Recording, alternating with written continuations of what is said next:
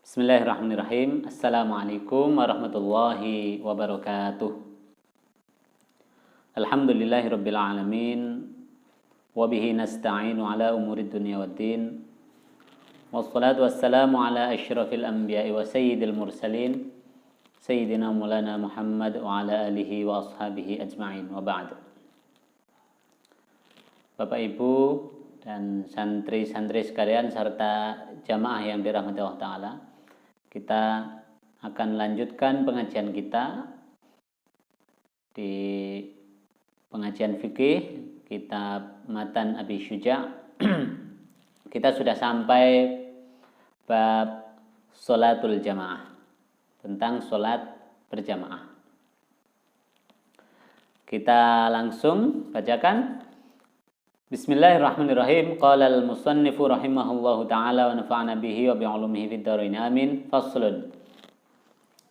Wa sholatul jama'ati sunnatun muakkadatun. Sholat berjamaah itu hukumnya sunnah muakkad. Ini menurut musannif ya, menurut pengarang kitab ini, hukum sholat berjamaah ini sunnah muakkadah. Sunnah yang sangat dianjurkan untuk tidak sampai ditinggalkan, untuk benar-benar dikejar dan dikerjakan. Wa 'alal ma'mumi an yanwiya al-i'timama dunal imami. Wa 'alal ma'mumi, dan bagi makmum dia harus an yanwiyal i'timam. Makmum harus berniat sebagai makmum. Jadi ketika sholat berjamaah, makmum itu harus punya niat sebagai makmum. Ditentukan bahkan imamnya siapa, yang mana nih. Misal ada di masjid ini sholat berjamaah ada 3 orang, jadi imam semua, imam. Ada jamaah sendiri-sendiri.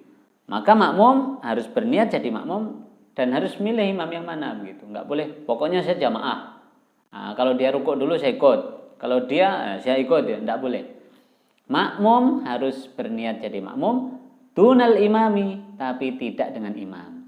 Imam tidak wajib berniat sebagai imam. Ini sholat jamaah secara umum, imam ini tidak wajib berniat jadi imam. Pokoknya dia sholat, ada orang niat jadi makmum, jalan saja dia sholat.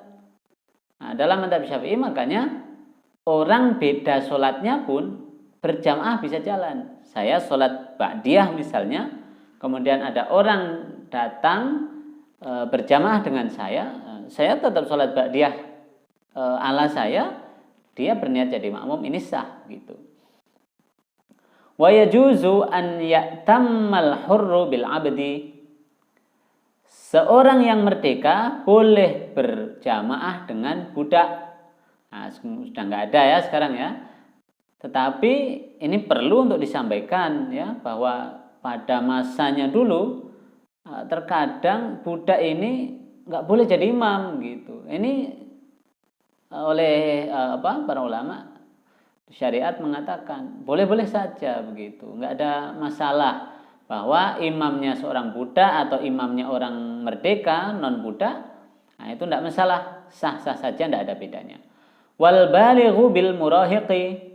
Seorang yang baligh bermakmum dengan anak remaja yang belum baligh. Nah, tapi dia murahiq. Belum baligh tetapi dia mumayyiz ya. Dia sudah bisa membedakan mana baik, mana buruk, benar, mana salah, mana yang membahayakan, mana yang tidak. Dia sudah paham teori kemandirian secara umum. Nah, dia boleh jadi imam. Wala tasihhu qudwatu rajulin bimra'atin. Tetapi tidak sah seorang laki-laki bermakmum dengan perempuan. Ini saya bacakan dulu sampai selesai, nanti setelah itu kita bisa dalami. Wala qari'in bi ummiyin, dan tidak sah pula orang yang qari. Maknanya qari di sini adalah orang yang bacaan Fatihahnya itu fasih. Dia sudah faham makharijul huruf dengan baik, bermakmum dengan ummi. Ummi itu kalau makna aslinya kan adalah orang yang tidak baca tulis. Nah, dalam hal sholat maknanya orang yang tidak pandai membaca Al-Fatihah dengan baik. Nah, maknanya dia ketika membaca Al-Fatihah, kualitas Fatihahnya itu banyak lahannya, banyak kesalahan-kesalahannya yang jali, yang nampak jelas begitu, yang kemudian punya pengaruh merubah makna. Nah, yang seperti ini tak boleh. Orang yang fasih bacaannya bermakmum dengan orang yang tidak pandai, tidak fasih membaca Al-Quran, itu tidak sah begitu. Wa ayyu mawdi'in shalla fil masjidi bi salatil imami fihi wa huwa alimun bi salatihi ajazza'ahu ma lam yataqaddam alaihi. Salat berjamaah di tempat manapun seorang salat di masjid, mengikuti imam yang ada imam di sana, dengan catatan makmum itu bisa mengerti gerak-gerik imam, atau masih bisa mendengar suara imam, atau bisa ngikuti dengan makmum yang paling belakang itu, misalnya sangat jauh ya, makmum paling belakang itu bisa dia ikuti gerakannya karena sambung menyambung terus saking banyaknya orang yang berjamaah. Ajza'ahu, masih boleh, itu sah sholatnya. Malam yataqaddam alaihi, selama makmum posisinya tidak lebih maju dari imam. Posisi berdirinya makmum ini dengan imam, itu tidak boleh makmum lebih di depan daripada imam. Ya, itu sah. Wa in shalla fil masjidi wal ma'mumu kharijal masjidi qariban minhu wa huwa alimun bi sholatihi wala ha'ila hunaka jaza. Seandainya seorang makmum sholat di masjid berjamaah dengan imam, seandainya sholat jamaah itu diadakan, imamnya di dalam masjid, makmumnya di luar masjid, saking penuhnya, tetapi di luar masjidnya masih qariban minhu, masih dapat dijangkau dekat. Wa huwa alimun bi sholatihi, dan makmum ini masih mengerti dan mendengar, atau ada orang di depannya yang bisa diikuti dari gerak-gerik mengikuti imam, wala ha'ila hunaka, tidak ada penghalang yang memisahkannya, jaza, maka sholat jamaah tersebut sah, boleh saja. Baik jamaah sekalian, kita bahas satu persatu. Wa sholatul jamaati sunnatun muakkadah. Nah, menurut penulis kitab ini, Al-Qadhi Abi Syuja', bahwa sholat jamaah ini hukumnya sunnah muakkadah. Termasuk ini adalah pendapatnya Imam Ar-Rafi'i, ulama besar dalam mazhab Syafi'i ya. Ada nggak ulama lain yang berpendapat tidak sunnah muakkad dalam mazhab Syafi'i? Ada. Imam An-Nawawi berpendapat sholat jamaah ini hukumnya bukan sunnah muakkad, tetapi hukumnya adalah fardu kifayah. Fardu kifayah ini kalau satu kampung tidak ada yang sholat berjamaah, seluruhnya berdosa. Kalau ada yang sudah berjamaah, nah maka gugur dosa-dosanya, alias kewajiban masing-masingnya jadi gugur. Itulah fardu kifayah yang selama ini sering kita kenal, misalkan sholat jenazah begitu ya. Harus ada dari kampung itu sekelompok orang yang mengadakannya, maka gugur kewajiban yang lain.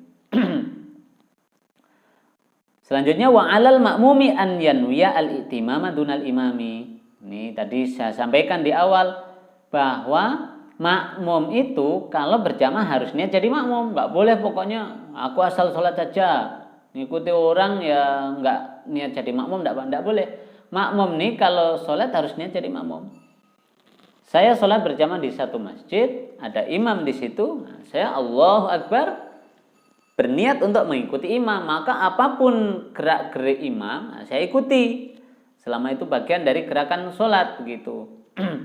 Tidak boleh saya pokoknya mau jamaah tapi mau buat gerakan sendiri, tidak mau ngikuti, tidak boleh. Ya, maknanya makmum ini memang dia diikat dengan ikatan berjamaahnya ini, sehingga dia berniat untuk dipimpin, berniat untuk jadi makmum dan mengikuti gerak-gerik imam. dunal imami, sedangkan imam dia tidak wajib untuk berniat menjadi imam. Ya, saya sampaikan tadi di awal juga bahwa meskipun beda sholat, imam dengan sholatnya sendiri, kita niat menjadi makmum dengan sholat kita sendiri. Nah, catatannya ya, kalau mau berbeda sholat untuk tetap sah berjamaahnya, imam dengan niatnya sholat dia sendiri, kita dengan niat sholat kita, tapi kita tetap dihitung berjamaah. Catatannya adalah sholatnya imam dengan sholatnya kita ini harus memenuhi syarat. Satu, makmum itu jumlah rokaatnya tidak boleh lebih banyak dari imam. Tidak boleh lebih sedikit dari imam. Misalkan saya niat sholat subuh 2 rakaat, sedangkan di depan saya ada orang yang sholat 4 rakaat gitu. Nah, maka begitu dia dapat 2 rakaat, saya dapat 2 rakaat, saya salam, dia masih berdiri lagi si imam. Nah, ini tidak sah. Karena apa? Jumlah rakaat imam lebih banyak daripada saya. Sedangkan syarat untuk dianggap sahnya sholat berjamaah itu adalah rakaat si makmum ini harus sama jumlah rakaatnya. Misalkan duhur dengan duhur, asar dengan asar, subuh 2 rakaat dengan sholat qobliyah 2 rakaat, ini kan masih sama. Nah, itu boleh. Atau jumlah rakaat makmum ini lebih banyak. Kalau makmumnya rakaatnya lebih banyak itu boleh. Kalau lebih sedikit tidak boleh. Karena apa? Nanti imam masih lanjut, makmum salam. Ini kan menyelisihi. Itu syaratnya ya. Maka tadi imam tidak wajib berniat jadi imam. Selanjutnya wa yajuzu an ya'tammal hurru bil abdi. Nah, ini catatan-catatan tentang salat berjamaah yang boleh apa saja? Al hurru bil abdi. Budak menjadi imam buat orang non budak, orang merdeka, itu boleh. Yang kedua, wal baligh bil murahiq. Anak-anak yang punya bacaan standar, yang mudeng fikih, nah, dia masih anak-anak, belum balik. Usia 7 tahun, 8 tahun misalnya, dia murahiq, tapi dia sudah mumayyiz, bisa membedakan mana baik, mana benar. Nah, dia boleh jadi imam buat kita yang dewasa, gitu. Demikian dalam mazhab Syafi'i sudah masyhur ya, kebolehan anak kecil menjadi imam. Wala tasihhu, tetapi tidak sah qudwatu rajulin bimra'atin. Laki-laki bermakmum dengan perempuan. Imamnya perempuan, makmumnya laki-laki. Ini tidak boleh. Tidak sah. Ini dulu sempat viral ya, seorang perempuan aktivis liberal, Aminah Wadud namanya. Dia berkhutbah, kemudian mimpin sholat berjamaah, dia jadi imam, makmumnya adalah banyak laki-laki dan perempuan, softnya juga dicampur gitu. Ini pemahaman yang keliru ya. Nah, jamaah sekalian, perempuan ini tidak boleh mengimami laki-laki. Kalau kita pernah mendengar atau mengkaji kitab Safinatun Najah yang dikarang oleh Syekh Salim bin Sumair al-Hadrami, nah, beliau lebih lengkap lagi pembahasannya tentang perbedaan jenis kelamin ketika sholat berjamaah itu. Kata beliau di sana, yang 5 sah, yang 4 tidak sah. Nah, 5 sah itu apa saja? Qudwatum ra'atin birajulin. Imamnya laki-laki, makmumnya perempuan. Itu sah. Berikutnya qudwatum ra'atin bimra'atin. Makmumnya perempuan, imamnya perempuan. Ini sah. Berikutnya qudwatu rajulin birajulin. Imamnya laki-laki, makmumnya laki-laki. Ini juga sah. Berikutnya wa qudwatum ra'atin bi khunsa. Imamnya wandu. Wandu itu banci tetapi qadarullah ya, dia terlahir dengan 2 alat kelamin atas kehendak Allah. Bukan orang laki-laki yang berpenampilan perempuan kayak banci kaleng yang suka ngamen, itu bukan ya. Itu sesat dan menyesatkan itu ya. mereka tidak boleh diberdayakan, tetapi harus disembuhkan, diobati. Ini negara harus kalau perlu menangkap mereka, tapi untuk disembuhkan, bukan untuk diberdayakan, ya. Yang berikutnya adalah wa qudwatu khunsa birajulin. Imamnya laki-laki, makmumnya wandu atau banci yang terlahir, memang sejak lahir dia punya dua alat kelamin, ya, laki-laki dan perempuan. Nih, 5 hal ini sah. Sisanya tidak sah. Yang 4 tidak sah. Yang 4 itu ya misalnya makmumnya perempuan, makmumnya laki-laki, imamnya perempuan. Makmumnya laki-laki, imamnya wandu. Makmumnya laki-laki, imamnya perempuan. Dan imam serta makmum sesama wandu. Nah, dalam kitab Safinatun Najah itu dijelaskan sesama wandu tidak boleh saling mengimami. Ya, wandu ini boleh jadi imam asalkan makmumnya perempuan, tetapi dia tidak boleh memimpin sesama wandu. Ya. Itu terkait dengan sah tidaknya sholat berjamaah berdasarkan jenis kelaminnya. Ya. Jamaah sekalian, selanjutnya yang penting untuk kita bahas adalah wala qari'in bi ummiyin. Tidak sah orang yang pandai, sudah belajar tajwid, mengajinya sudah baik, kok dia menjadi makmum bi ummiyin dengan seorang imam yang ummi. Orang yang belum fasih baca Qur'annya, masih gelodak-geladuk, godal-gadul. Itu tidak sah kalau ngimami orang yang sudah fasih. Makanya kalau kita lagi jalan-jalan safar gitu, mampir pom bensin, nah kita orang yang sudah pinter ngaji, nggak usah ngerumongso sih, tetapi dalam hal ini kita harus waspada karena terkait dengan sah tidaknya sholat kita. Begitu masuk pom bensin, di musola pom bensin, semuanya sudah wudhu, kita pinter ngaji, maju jadi imam. Jangan monggo menyerahkan orang lain, ternyata begitu baca Fatihahnya tidak benar. Ini kan repot gitu. Jangan mendahulukan orang kalau untuk urusan kebaikan, ya, untuk urusan ibadah. Kalau kita memang fasih, ya kita yang maju begitu. Tapi kalau ada orang yang memang dia dari awal sudah mengajukan diri untuk jadi imam, maju sudah di awal, ya silahkan gitu.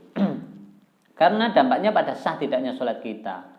Ini penting untuk diperhatikan. Yang selanjutnya terkait dengan sholat di dalam tempat yang sama, satu masjid atau sampai ke luar masjid. Tadi sudah kita jelaskan bahwa sah meskipun sampai berjarak antara imam dengan makmum paling belakang 1 kilometer, dengan catatan masih sambung menyambung terus begitu. Kalau sudah imamnya di sini, makmumnya di sana 500 meter, tapi sudah terputus, kita juga tidak tahu gerak-gerik orang di depan kita, gerak-gerik imam, suaranya imam, yang seperti ini maka sholat jamaahnya tidak sah, alias batil, tidak diterima. Demikian ya terkait pembahasan sholat berjamaah yang dijelaskan oleh Al-Qadhi Al-Imam Abi Syuja' dalam kitab beliau.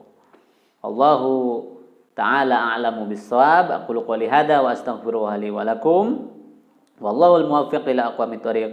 Wassalamualaikum warahmatullahi wabarakatuh.